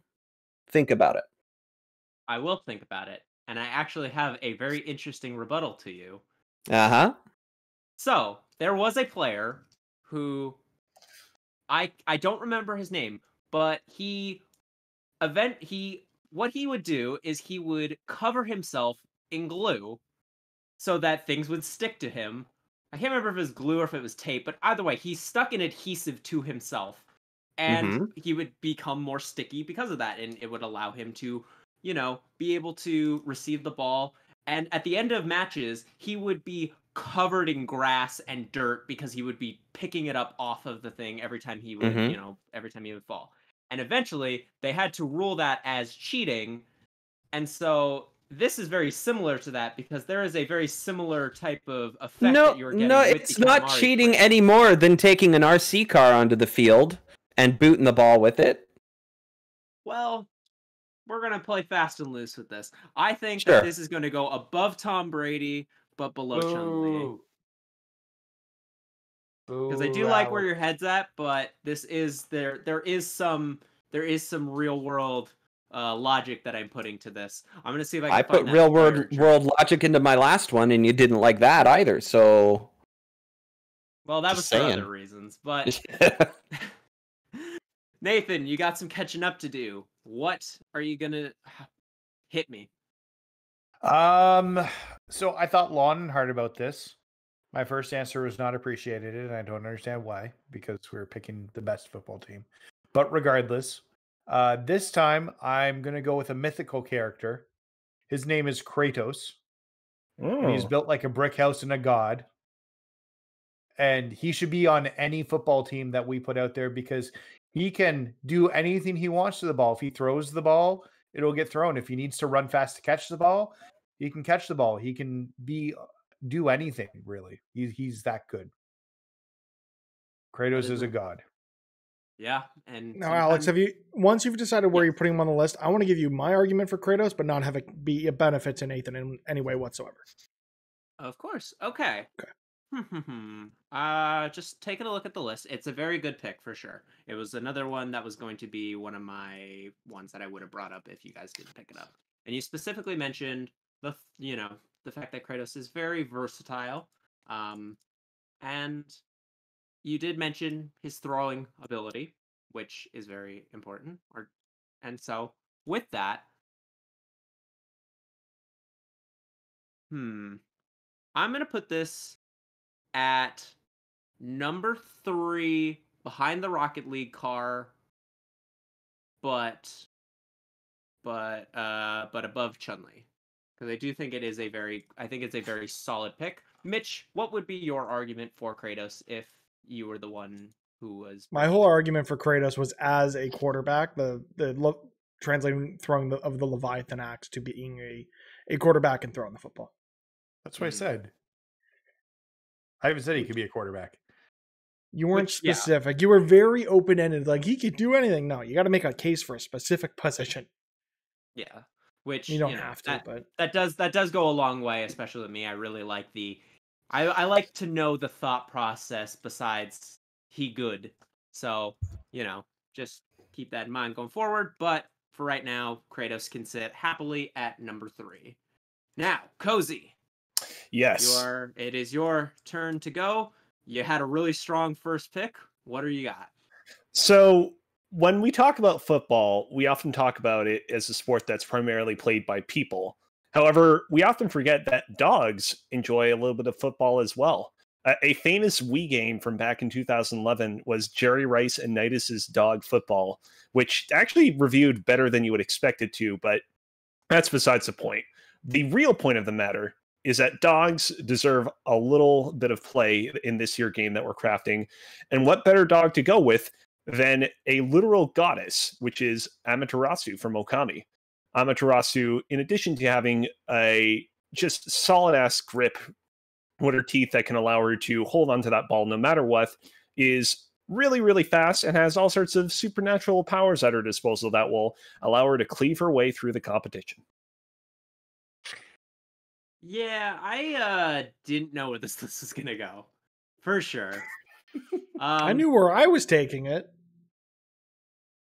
It's a good pick, but I just, I think I'm gonna put it at number 5 above the Katamari Prince. I think it's good, but yeah. I don't know. I'm just it didn't tickle my fancy, but I still do think it's good, and I want to give it credit. I like the idea. The issue I have with it is, have you ever watched the Puppy Bowl? No, I don't even know. It is. I literally never knew that existed until you guys said it right now. Wait, you guys don't know the Puppy Bowl? I'm aware of the Puppy Okay. Bowl. I'm setting the stage. So this Sunday, I've heard everyone's of it. gearing up to watch the big game, right? Everyone's got their nachos, they got the chicken wings, except I don't because I'm allergic to chicken. So you got your cauliflower bites. You're ready to watch the game, right? But what do you do with the time leading up to game time? 2 p.m. Eastern, baby. Puppy Bowl. They put a bunch of it's basically an event sponsored by I think it's Pedigree.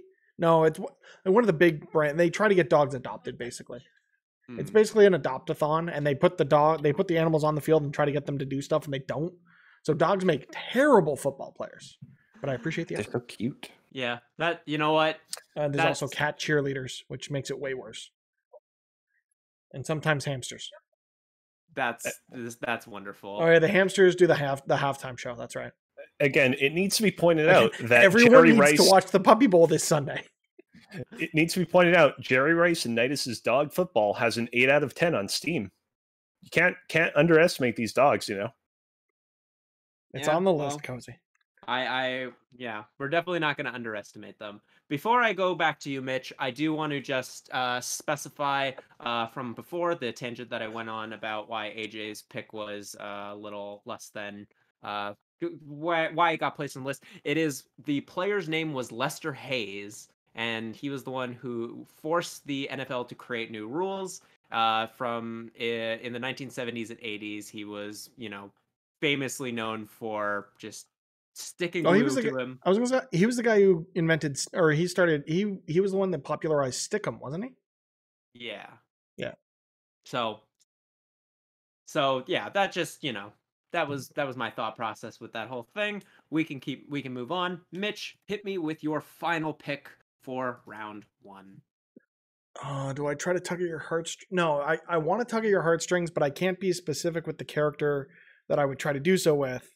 So I'm going to go with a character from a video game who has an established career playing some variety of ball sport as a defensive lineman. And we talking about Coltrane, baby. Augustus Cole, Gears of War. His career leading up to becoming a cog is him as a, what was it? I had it written down here. Defensive lineman playing thrash ball. Exactly. So this is someone who has the prerequisite skills to be a good football player because he's done it in his previous line of work. And, sometimes a bloodthirstiness is something you got to bring to the gridiron. So Coltrane, baby. I absolutely love it. This was like, if I was in your shoes, this would have been my number 1 pick. Coltrane, baby. Let's go. I promise I'm not just making nice because of how you got treated in the last Rankum, even though I was not the one who hosted it. But I'm going to put, what did I say was number 1 before? Because Sonic. this is slightly wrong on mine. It's not updating for me personally, so I just wanted to make sure that was right. But yeah, it's right now. This one's high for sure. I'm gonna put this at number 2. I love it, but I still think Sonic is gonna be very hard to beat. But Coltrane, baby, let's go. The Pain Train. I'll take it. Pain Train all day. Yeah, you definitely. It helps that we played Gears this weekend. Yeah, I got Gears on the mind. I would not have thought of that, but knowing we had Gears on the mind, I'm like, it's gonna do well. Yeah, so that solid choice. Again, a lot of the ones that I've already were going to bring forward in the 3rd round have been picked, so I'm gonna need to start coming up with some ideas.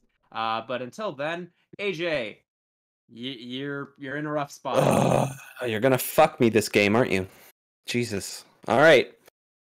Okay, let's be a little more balanced, a little more reasonable. Okay. A little bit more balanced? Yes, that's what I said. What did you hear? Buoyant? Okay. What, with the exception of the Rocket League car, everybody on this list so far has 2 arms. 2 legs. Right? That is correct. What's better than having 2 arms? Having 4 arms. My pick for the next spot on the list is Goro from Mortal Kombat. He is such a strong and imposing character with his not only with his combat moves, but he's got this leaping stomp where he basically jumps off screen and lands on a dude, which, you know, in a football game I think would be pretty important if somebody's getting away with the ball. The extra arms can hold more than one person back at a time. Not to mention he's super tall, super imposing. And also, I think he shoots a fireball, like a green fireball at times, which I'm sure could be helpful. If he can throw a fireball, he can probably throw a football if needed. I do like the pick. I specifically really like the fact that you mentioned how tall he is, because that is very important. Football players notoriously very tall. Well,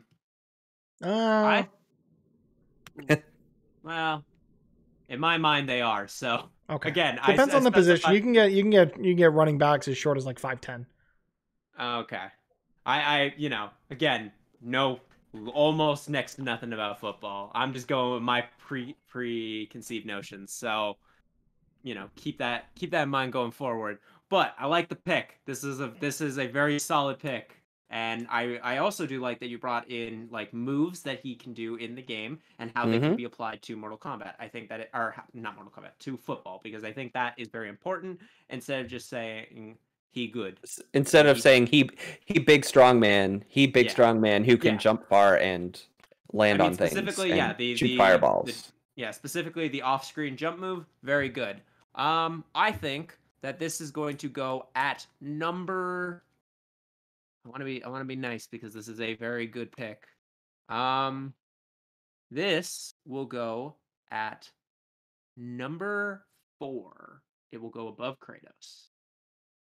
Right. You spell Goro, is it 2 R's or 1 R? Gorro. Yeah. Thank you.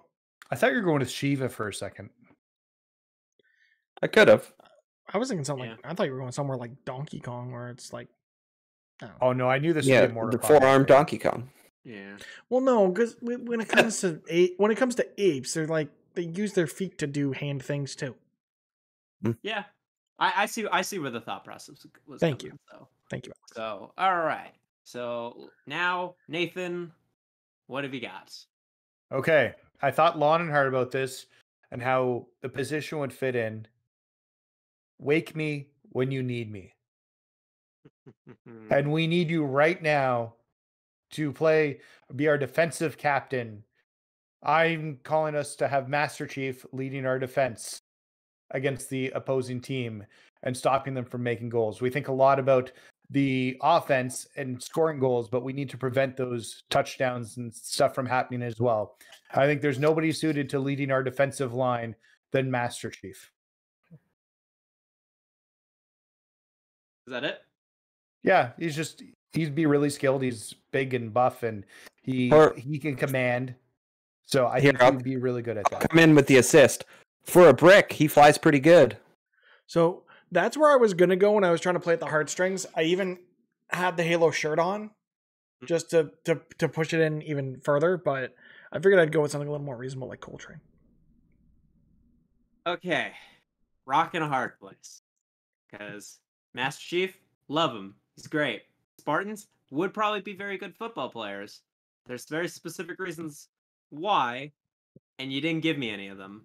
Just the fact that he good and he's big, strong. It's not enough to. But I said he'd be a good leader for the defensive line. He's your defensive captain, and in charge of making sure that the goals. What would he do exactly? He would tell people what to do, and he would fight. So he'd be a defensive coordinator. He'd be a coach on the sidelines. He wouldn't be in there. No, he'd be telling them what to do at the same time. I don't know much about football. I'm trying to make stuff up as I go. I know. Give me a break. So in my mind, there could have been 2 words that you could have said that would have shot Master Chief to number 1. Riff ball. Riff ball. I don't know what that is, but riff ball. I just said him. There you go. Griff ball with a G. Oh, griff ball. And said 1 F. now. Single F as well. That's very important. Yeah. I don't know what that is, so I couldn't have said it. Yeah, It's a great mode in Halo. It is very good. It's a ton of fun. We should play some. I would love That'd to. be good. I would love to. Yeah, because I love the iterations that each game has on it. Surprisingly, Halo 4 actually has a really good version of it where you can like. I really enjoyed it there. Yeah, you can pass the ball and stuff. Besides that, I'm really disappointed. Really am, because he's my son, Mr. Chief. He's gonna go at number 9. Wow. I'm really disappointed with the argument. Like, I don't know. It's just there's so much there, and it just wasn't presented in the argument. So with that very somber note, Cozy, please lighten the mood. Ladies and gentlemen, I think that my third pick should be Link's Goron transformation from The Legend of Zelda Majora's Mask. Let me tell you why. First off, Link's Goron transformation is actually quite fast. When he rolls up into a ball, he's capable of going at very, very quick speeds. So you know that he can get to the other end of the field in no time flat. Secondly, he's also pretty defensive. He's the kind of guy that you can take a swing at or you can accidentally crash into, and he's going to be standing A-OK. Can't say that about every other character on this list. And third, getting back to the thing about him being able to go into a ball, is that, I feel like to fully get into the zone of a game like football, you have to be able to become one with the game. And what better choice than to go with a character that can literally become football shaped himself? And that's why Link's Goron transformation from Majora's Mask is my third pick. Cause have you ever seen a football? Yeah. You know they're not circular, right? Well, yeah, but it's Link's Goron transformation with the black and white spots. For the record, Link's Goron transformation from Majora's Mask, when he turns into his circular rolling shape, it's not like a perfect sphere either. It's actually more football shaped himself. Okay. He rolls up like a tire. Yeah, it's more like an oblong kind of shape. See, I was thinking more like Armadillo because I've never actually finished Majora's Mask. You should. It's a good game. It's all right. I on 3DS. I just didn't finish it. I have it here on the GameCube if you want it. But then I need a GameCube. You should get a GameCube. They're pretty good. No. I have a controller for some reason, but no GameCube. You hope. Anyways. It wasn't that great. 5 out of 10. If I had stronger feelings about it, maybe I'd be hurt, but I also have not played it. All right, where's the Zelda thingy going, Alex? The Goron Link from Majora's Mask. I do like your argument. I thought you did apply it practically to football in some ways. It's a good pick. Not in love with it, but I don't hate it either. I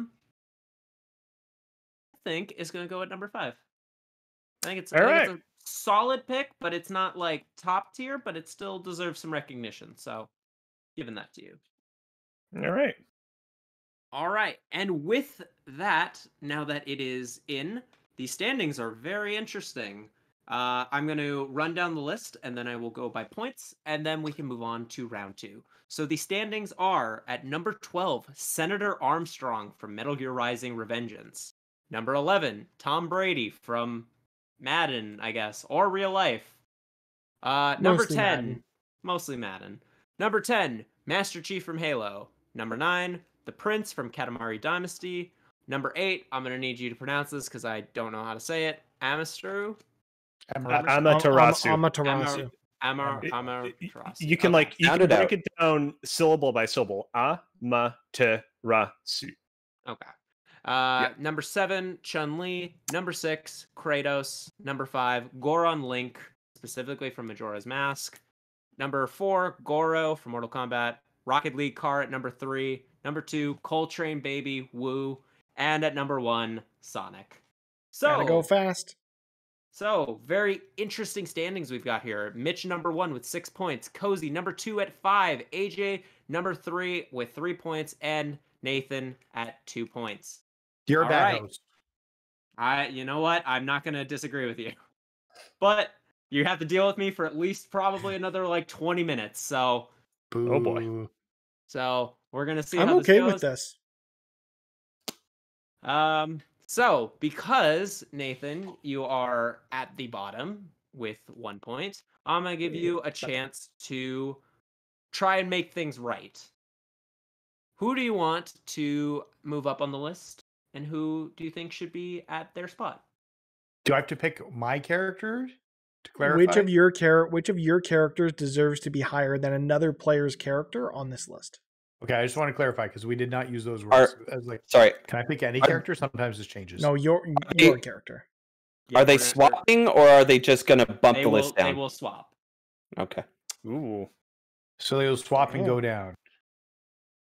I think Master Chief should be higher on the list, and it should replace Rocket League car because of Griff Ball.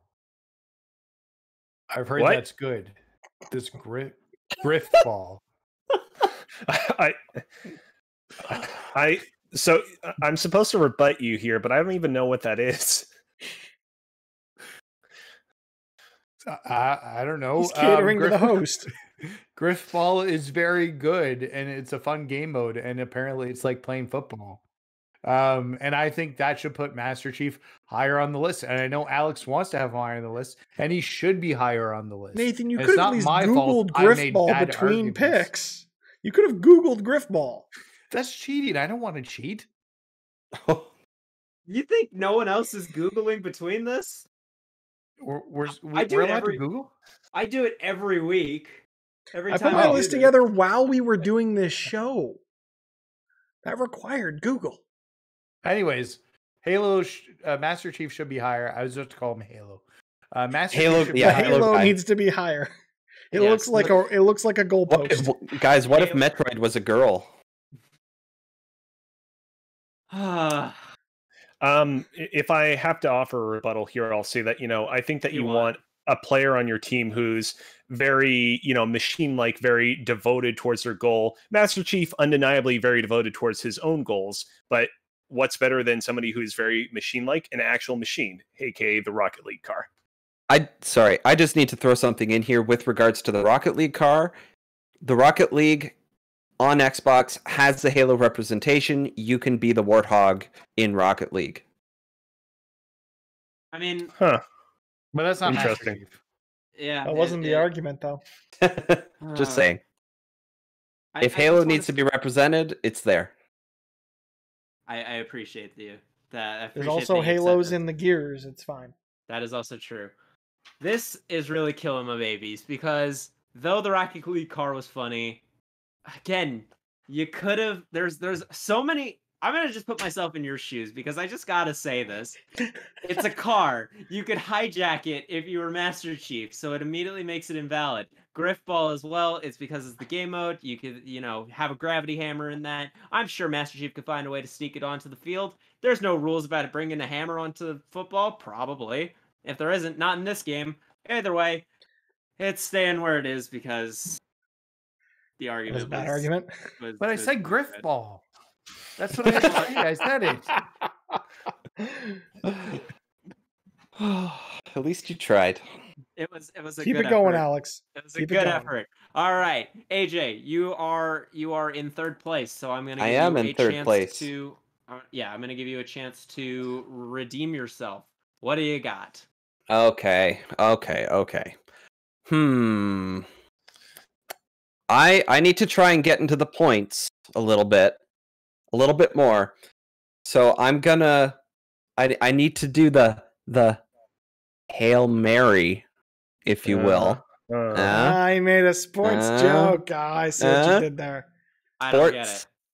Exactly. Hail Mary is a play in football. Basically, at the end of the game, when you know the game is lost, your last play of the game is basically have all your receivers run as fast as they can, as far as they can, in a straight line, and you just chuck it up there and you throw a literal and Hail Mary.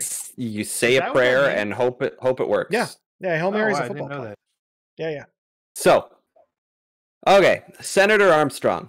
I didn't make a great case for him previously. I was going for the funny bit, but apparently we're being serious sports boys here. So, in serious sports boy fashion, we have to go with the abilities that they bring to the table. Now, Cozy did try and help me out with an assist there. It wasn't taken into account. However, if you're familiar at all with the Metal Gear series, you know that there is one thing that makes you stand above the rest. The rest of your peers and everybody else. That's nanomachines. Senator Armstrong has imbued his body with nanomachines, giving him not only the super strength that he would need, but also the ability to withstand any hit that he could take, right? I think that the nanomachines alone, personally, make him more resilient than Chun-Li. Okay. She may be fast, but she ain't got nanomachines. Okay. Is it my time to rebuke? Is that the end of your argument? Sure. Okay, then yes, it is. Chun-Li doesn't need super strength. Chun-Li doesn't need nanomachines. The kicker on a team has one job. All the other players are going to protect the kicker while they're doing that job. All she's got to do is kick. And Chun-Li kicked good. I don't know. That sounds like plot armor to me. It's not plot armor. She has a literal skill in the game with multiple kicks using like friggin' firecrackers or like fireworks coming off her foot and stuff. I don't know how it works. Chi. Nanomachines. I don't know.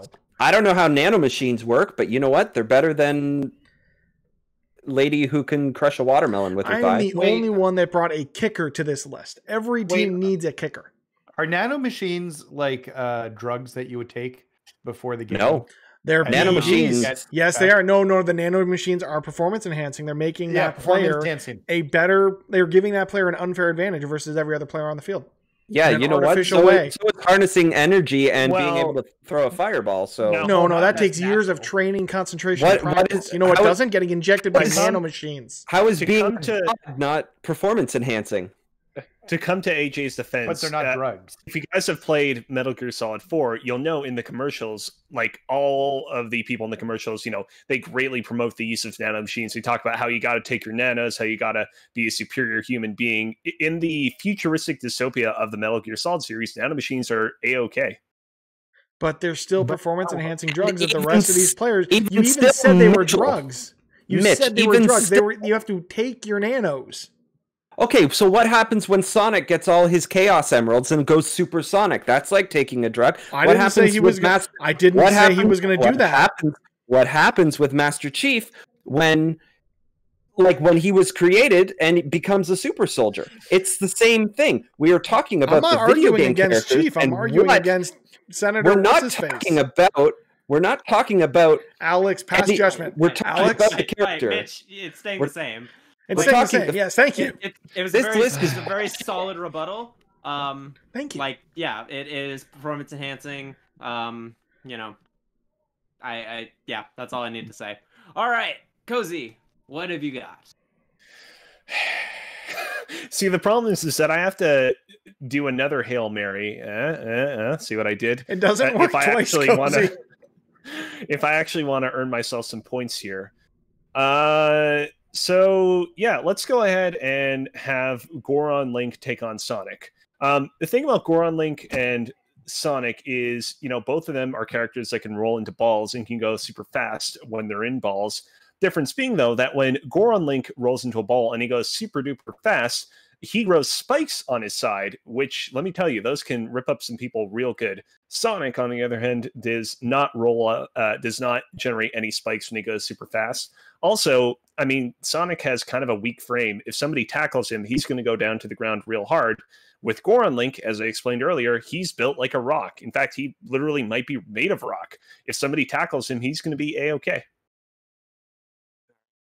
How are you defending Sonic? I can agree with some of the points you made, Cozy. I think we're arguing for two different types of players here. There are running backs or fullbacks in the league that are made to be bigger, take hits, push through that offense or that defensive line, right? But Sonic is the type of player where you're gonna hand him off the ball and you're gonna end up with an outside run, something along the outside to avoid those tackles.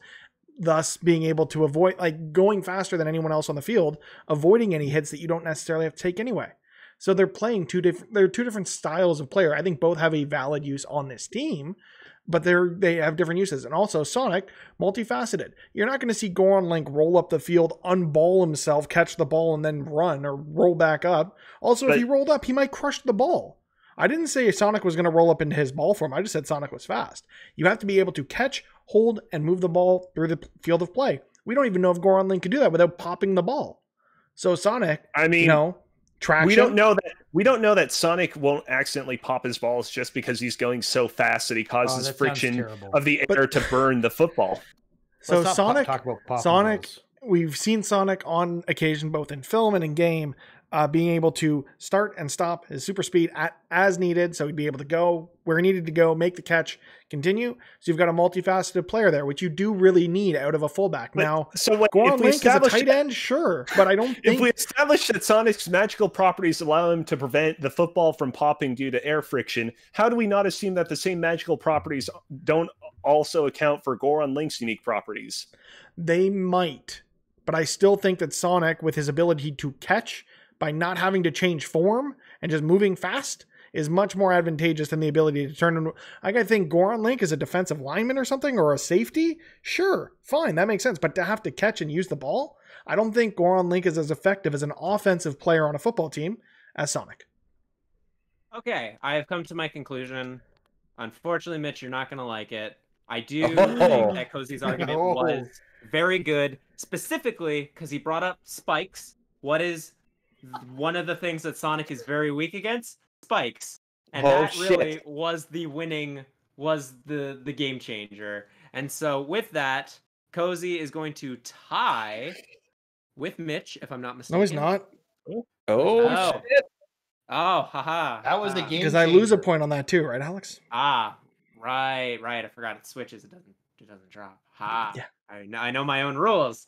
You do know your own rules. I do. And now, Mitch, now's your time to come back. Cozy, you want to come for me? I'll come right back for you. Chun-Li is a far more useful football player due to her ability to speak. Football is a game where there are plays being called, there are audibles being called. The players need to be able to communicate. You know what can't communicate with other human beings through the use of words? A fucking car. So Chun-Li is a better football player than the Rocket League car. Argue against that. I mean, here's the problem, Mitch. As established by movies like Transformers, the 2007 movie, Transformers 2, Revenge of the Fallen, Transformers 3, Dark of the Moon, Transformers 4, Mark Wahlberg wants a burger. Bumblebee can use his radio to communicate with people when need be. This was also, by the way, in the movie Bumblebee, if you want me to reference a good movie. They have a very difficult time discerning that, and you can't have that difficulty in communication on a football field. I will say those cars work as a team and still score goals, so they must have some sort of internal dialogue / No, but they're operating independently. Each one is being remotely controlled, independent of each other. So maybe there's some coordination. Maybe there's some coordination between the operators, but the cars themselves on the field don't. Like, there's no way for a car, but the operator to talk to a human being. The operator comes with the car and he could talk. I'm not picking sides here, but when you're playing Rocket League, and you're looking at the other cars on the field, you can see where they are, right? And if you can see where the other team and the other players are, you know where you need to be to counter that. And that not if the quarterback calls an audible. The quarterback calls an audible. One more thing. Cozy used a Mark Wahlberg film in his argument. That should immediately invalidate his argument. What do you have against Mark Wahlberg? Mark's He's a terrible actor. You're a terrible actor. Mark Wahlberg. He's only in the late Transformers movies. Yeah, the worst Transformers movies, which he still used as an argument. Like, there's no good Transformer movies with the exception of Bumblebee. Let's just get that out. The first one is good. I think the first one is good. The first one's fine. It is good. The rest of them are not good. We're not talking about Transformers. I already made my decision long ago. And it is good as very Wahlburgers true. Burgers. Here's the thing, Cozy. If you brought up voice chat, maybe you could have had an argument, but because you did not, It's going to Mitch. I Chun-Li would is- not have, yeah. Chun-Li's beating the Rocket League car. even if you had told me beforehand, I would not have brought up voice chat. I still think that my Transformers argument is rock solid. I'm glad that at least you do. I'm very glad that at least you think it's solid, because I don't think anyone else did. Okay. I thought it was great. It was really good. Mark Wahlberg did. It was much better than Mitch's. Stop using See- Mark Wahlberg as an argument. It's not a positive thing. See, if you brought up Mark Wahlberg in Pain and Gain, maybe I could have given you some points. But you brought up one of his worst movies. what was the one where he was the football guy Oh, for Disney? It was a Disney movie. The Longest Yard. No, that's Adam It Sandler. was, God damn it! I'm gonna look this up. I need to know it now. But continue. I'm sorry. Okay, The so Green we're going to Mile. we are going to round 3 with the list has barely changed. Invincible. Invincible was the film. Oh, interesting. Okay, Huh. so I will read out the list again. Maybe just the Though- top 10. Yeah, let's do the top 10 because not much has changed in that sense. Number 10, Master Chief by Nathan. Number 9, Prince from Katamari Dynasty, AJ. Number 8, Amaterasu. Yeah, good enough. Amaterasu. Okay, there we go. Amaterasu, which was Cozy's suggestion. Number 7, the Rocket League car, which is one of the only changes of the list. That is also by Cozy. Number 6, Kratos, Nathan. Number 5, Sonic, Mitch, which was a change. Number 4, Goro, which was AJ's. Number 3, Chun-Li, which was Mitch's, which is another change that we had. Number 2, Coltrane Baby, Woo, which was Mitch. And number 1, Goro Link, which was Cozy, which, Goron not gonna Link. lie, Goron Link. I apologize. Not a problem. It's weird seeing Goro and Goron in the same list, Right. so it kind of. But I mean, you either could way- always just move Goro down and move Sonic up because Sonic deserves to be higher than number 5. But I'm just saying. Well, it's not gonna happen. But Could do a lot of things. I appreciate the enthusiasm. I do got to congratulate Cozy. Even if you don't win, that was really amazing that you managed to get that one to number 1. So good job with that. Either way, we're on to round 3. I don't have many choices, so you guys are going to be very limited to what I could come up with because you picked all of the ones that I'm going to pick. I do have what? 1, 2, 3, 4. I got 5. So we got enough. So because I am very curious to see how because AJ, Nathan, sorry, you guys aren't going to win, but I am going to be interested to hear your arguments. I am very interested to see how Mitch and Cozy are going to play out. So I want to hear that first. Okay. I'm gonna keep it spicy. Cozy, you're first. Okay. All right. How many? Pick a number How many? between 1 1 and to 5. 5. Let's go at 4. Ooh, okay. You now have to argue for Mario. Oh, I thought you were going to say like Mario and just Mario. Yep, just Mario. You can pick whatever game he's from, or just Mario Sure. as a character. So the thing about Mario, right, is he's a man that has proven himself to be very adept at a variety of different sporting events. Obviously, we all know about his Mario and Sonic at the Olympic Games series, but even outside of that, we have Mario Strikers Charge. There was even that one game that I believe was going to have a football mode, which not Factor 5, but the same developer that worked on Mario Strikers Charge was working on, but unfortunately Nintendo axed it. Point is, we know that Mario is a very sportsman-like character, capable of really getting down and dirty there with ye old pigskin. I was about to say balls, but I needed to censor myself because, you can't have too many references to the balls. But then you said it. Like, or whatever.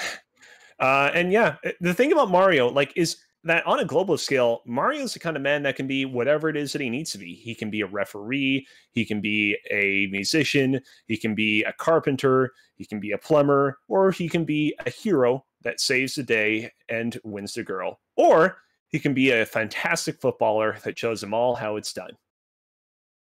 I do like that argument. I thought that was very good.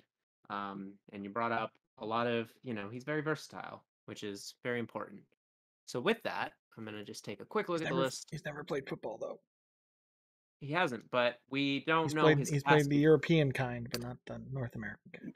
By the way, and you don't He's need played to golf. count this. You don't need to Mhm. count this into your decision making. But the canceled game I was alluding to is Super Mario Spikers.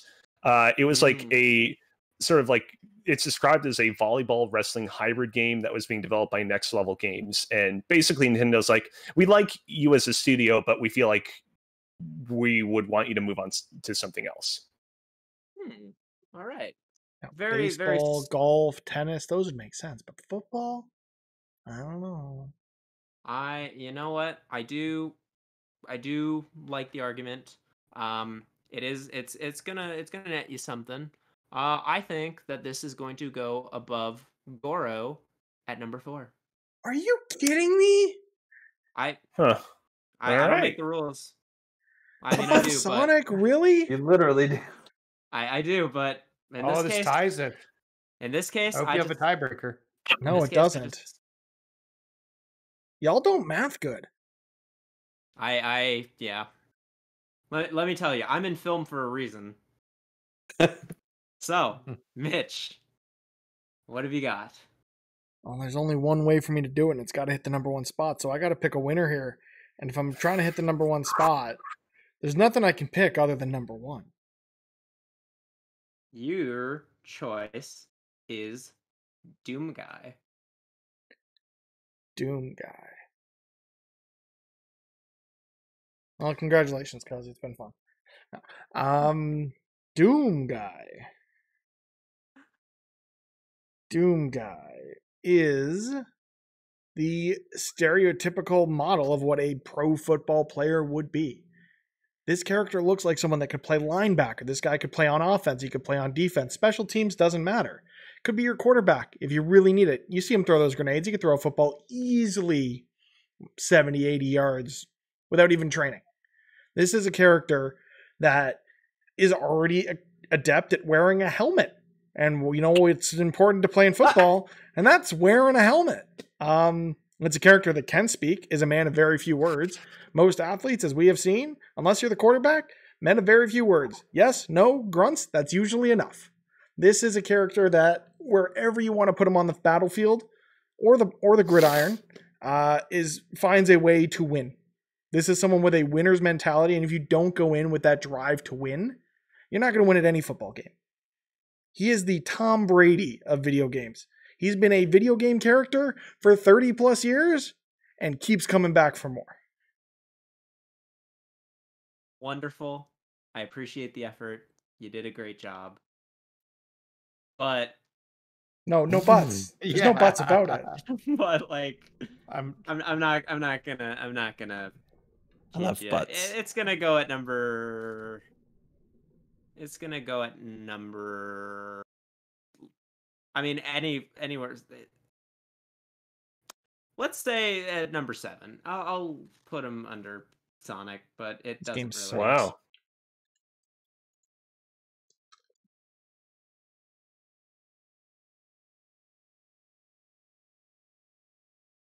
Are y'all still there? Yeah. Yeah, we're here. I was just seeing the list change. All right. Yeah. Apologize for the pregnant pause. All right. Let's finish this strong. You guys are gonna hate my next 2 choices, so Cozy and Mitch, you guys very much lucked out. Nathan. I would have had a better one, but you made me argue for Doom Guy. all right. What are my numbers to choose from? You got 2, 3, and 5. I'll take 5. Give me 5. Chris Redfield from Resident Evil 5. Specifically, the point where he punches the boulder that kills Albert Wesker. Spoilers! I've never played this game, but I am aware of Chris Redfield. He's been in other games of Resident Evil, and he can shooty the zombies. And I feel like escaping the zombies is kind of like, if you can do that, you can run a football because you run away from the zombies. And specifically about punching the boulder, he is obviously very strong. If he can punch a boulder and break something, break it with his fist. And that type of skill would be useful when playing football, because then you could punch people in their helmet and crack their helmet open. And then they'd have to go off the field to get a new helmet. And then you could keep on playing. and beat them. I think this is the wisest decision, and it should probably go at number 1. Do you not agree? Thought it would be very funny to bring up that moment. That was the only reason I put it on the list, but I love your argument. You put a lot of spirit into it. I'm gonna put it at number 9. Let's be fun here. Let's put it above the Rocket League car, because why not? If you can punch a boulder, you got to clearly have superhuman strength, and that's pretty cool. All right, AJ. And it should be pointed out that with that, myself and Mitch are now tied after my previous very narrow lead. So things are getting interesting. All right, AJ, it's on you. Your argument determines who wins this game. Pretty much. No pressure. You're not gonna. My next choice is gonna be very, very. Actually, I'm realizing right now that this is gonna be a determining factor. Yep, right, absolutely. AJ. Unless he just forfeits and then makes us go to a tiebreaker. All right, AJ. If there's still a tie, you make them each make the better argument for the remaining. Like, they both have to argue for it, and whoever makes a better argument. Right. We're running long. Just make the argument. God damn it. AJ, 2 or 3? Number 2. Chell from Portal 2 with the portal gun. With the portal gun. Great. What better way to get from one end of the field to the other? Hell, you could literally put it down across the field, down at your feet, boom, touchdown, instantly. Where's like that? That's the argument. Like, holy crap! Not to mention, Chell also has those things on the bottom of her feet that help her jump a little higher and help her run a little faster. Think about those as well. But yeah, with the portal gun itself, the ability to just not only could you instantly move yourself from one end to the other, but you could Chell could also get somebody out of her way and put something behind her, put somebody behind her who is in front of her, blocking her path. Whatever she needs to do, she can get from one end to the other using the portal gun. Specifically, you said she uses the portal gun, so we're using the portal gun. I love it. That was, very fun. Put it number 1. Also companion cube. Yes. Well, that's not gonna be with it because you know. Sure. But either way, because we are running long, I won't go into too much detail. But because the fact that you did not say, like, you could shoot it on a wall and then throw the football through the wall, because then theoretically that would be out of bounds, means that your argument actually makes the list. I'm gonna put it. Who cares? Let's put it at number 6. Sure. What does that do?